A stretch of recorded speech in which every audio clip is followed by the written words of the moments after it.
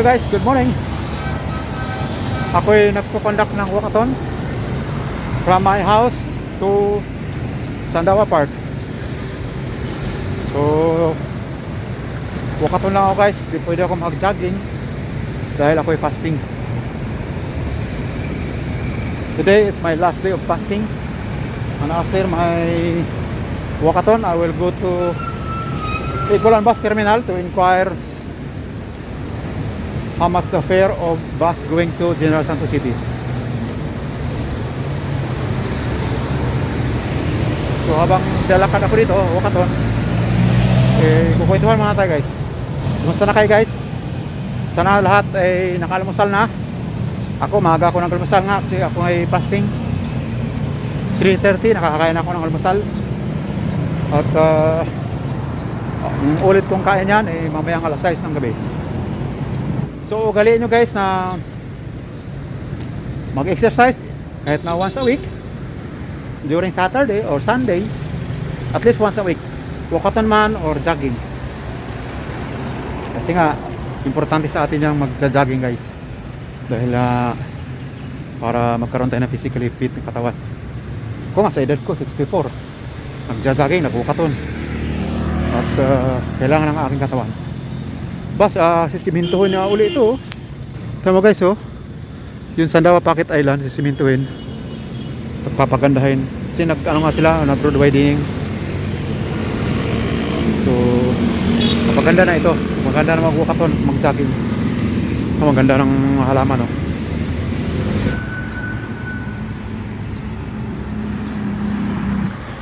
Isang ikot lang ako guys, kasi ayoko magpapawis masyado. Dito lang ako sa tabi ng Pocket Island.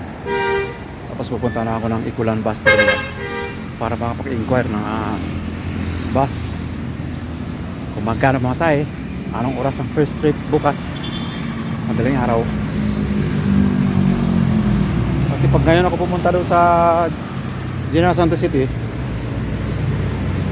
hindi ko kumpleto yung aking fasting dahil nga kailangan ko kumain mamayang alas 6. Kaya pagdating doon, hindi ko alam kung saan ako tutuloy, anong lugar ako standby. So yan, lang ako guys. Ganda sana dito mag-split.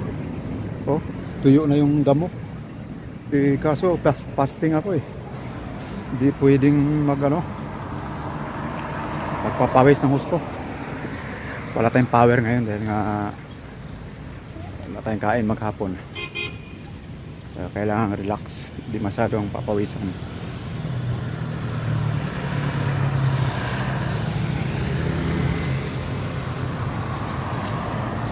Mag-ano lang siguro ako, isang ikot sa Sandawa, isang ikot dito sa balik para magkaroon tayo ng magandang labanan, para maging physically fit tayo guys. So galing natin guys na mag-exercise at least once a week kung wala kayong time.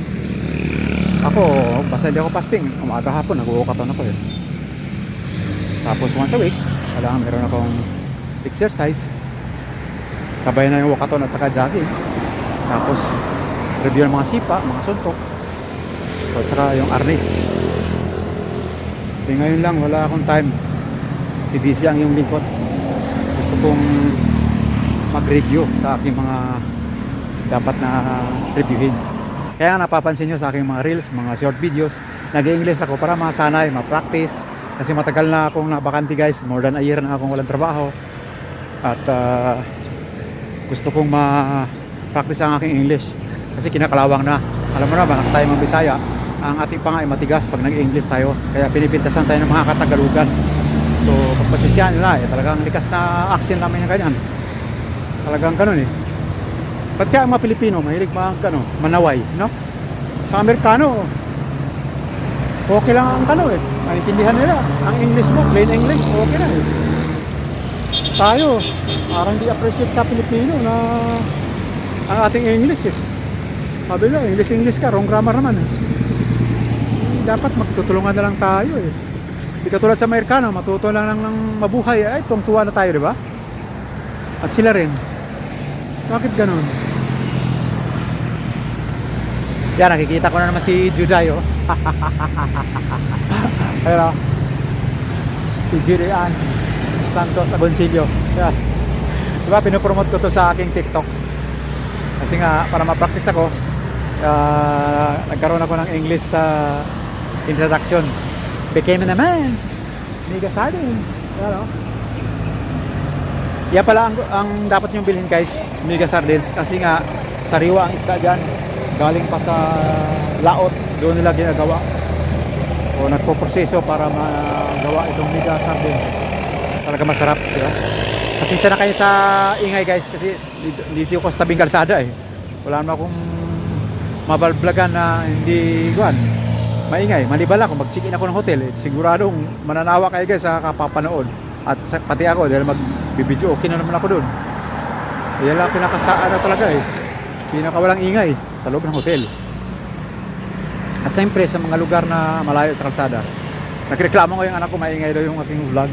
Normal lang yung anak, pasensya na, at least meron akong ma-upload magat hapon dito sa aking main channel. At doon naman sa mga gusto ngang magtanong, comment below lang.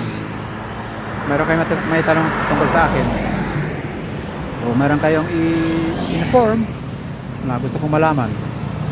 Basta mostly doon sa mga martial art, sa aking paboritong laro na Rubik's Cubes. Kung meron kayong alam na mabilhan na original na mga cubes at ako'y mag-order, online man, tindahan o mall. Yun lang. So once more, I would like to introduce Judy Ann Santos Agoncillo for promoting Mega Sardines. I'm also promoting Mega Sardines. Becky naman, Mega Sardines. Dito lang ako sa Davao City. I know Mega Sardines is number 1 sardines in the Philippines, or number 1 branch in the Philippines. So that's all I can say today. Thank you, guys. Until next vlog. Thank you. Peace.